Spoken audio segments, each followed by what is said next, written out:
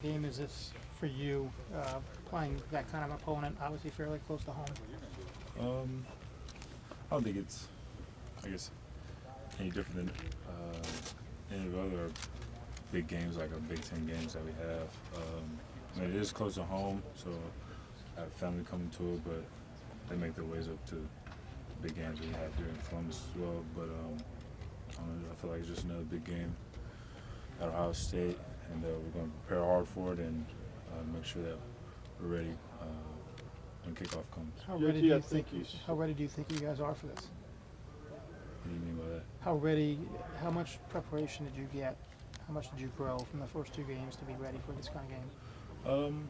I think we got a lot of good reps, game reps with the past two games, and then also in training camp and just knowing that our practices are really hard, and we do that for a reason in order to be prepared for the games we had and then a game like this coming up. So I think right now we're still, obviously trying to get better each and every day, which is a big part of what we do, and then make sure that Wednesday practices we get those game reps and practice in order to be successful on Saturday. Wichita Falls is a border town. Is it an Oklahoma town, a University of Texas town, one of the Dallas schools, or an Ohio State town now? It's getting that way, Ohio State town. Actually, the people in Wichita Falls, a lot of them are like Texas Tech fans. Okay. It's like 2 hours away. West Texas, yeah. So, but no, I'm about 20 minutes away from the Oklahoma border, actually. And I was born in Lawton, Oklahoma, which is about an hour away. Big Army base. Yeah. So. Growing up, what do you remember? I mean, were you a guy who watched Oklahoma? I mean, were you a fan? How were you recruited by them? Just, I guess we're looking for all the Oklahoma connections today. What we got? All right. So, I remember watching them more when I was probably like in late elementary school, junior high, being that they had Sam Bradford there, even Adrian Peterson was there, and then even a little bit in high school when Landry Jones was there and Ryan Broyles. And as far as recruitment, I did have conversations with Coach Heupel, but it wasn't anything crazy. I went up there for a game against Missouri. It had to be my junior year, because me and one of my teammates in high school, DJ Arnold, we were getting recruited at the same time by Oklahoma, and that was about it. I knew they were big.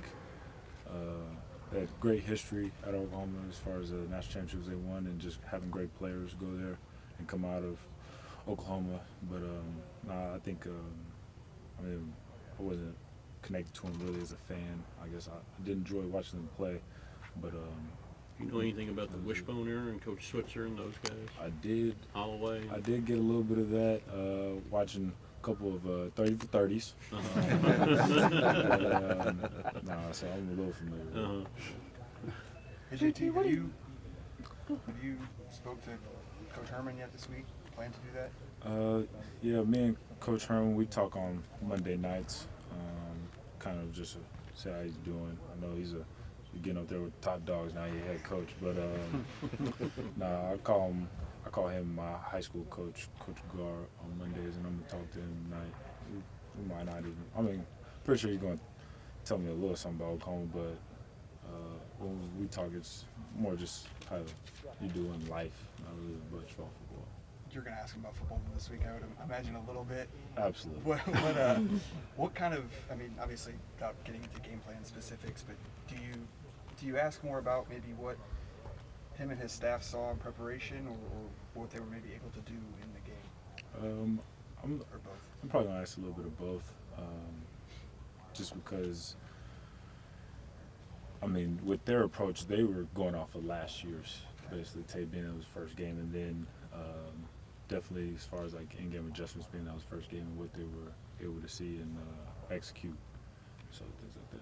When you talk to Tom Herman, is it FaceTime, Skype, just regular cell phone? Nah, he's not a FaceTime guy. He thinks that's kind of weird, which is I really don't care. We just talk on the phone. Cardell likes to FaceTime him, and he then tells me like, "Wow, I want to see Cardell's face," and I was like, I don't know. Greg Ward is a similar style of quarterback to you. Do you watch? I mean, do you watch any of him and what he did? I watched the Houston game, but not really. I think he's a good quarterback in his own right, and so I don't like to comparing, what we do. I think our offenses are definitely similar, of course, but not really his own game and comparing them. What are the things you want to know about an opponent that you can't get from just watching film, JT? It's a tough one. When you watch film, you get a certain feel of, I guess, how they think. So when I say that, I think my example would be, so say a big play happens, right? So after a big play, does a team like the Blitz, or do they like to be conservative, being that they just let a big play happen? So I think sometimes that's kind of hard to get a grasp of, and then with certain teams, and then also I think some might be as far as personnel, how they feel like their weak areas, because in defenses there's always kind of a weak area, and like they like to kind of hide, and so I think that's something that I try to figure out. But then sometimes you get a feel for it in the game, and other times you may see it in film in preparation. But I think that's something that you always try to see. How big is communication going to be Saturday night? JT got 3 new offensive linemen first road game like that. How big is that in an environment like that? Yeah, I'm not sure, how Oklahoma really gets down as far as crowd, but I'm pretty sure it's going to be a great environment for college football. With that being said, it's going to be very loud. So I think we're just going to definitely pump music or pump noise in, do practice. That's what we normally do. And so we're trying to do the best we can as far as communication. If I tell the center something, he echoes that to the rest of the line. So Pat is going to tell the guards are going to tell the tackles. So I think that's something that's going to help. And then I'm just do my best to be loud. So next time you talk to me, I probably won't have my voice. But that's something we try to do. How much did you see your offensive line grow up on Saturday from the first half when y'all were having trouble clearly with some of the things they were doing from a hesitancy standpoint to the second half? What did you see from just a growth standpoint of that group?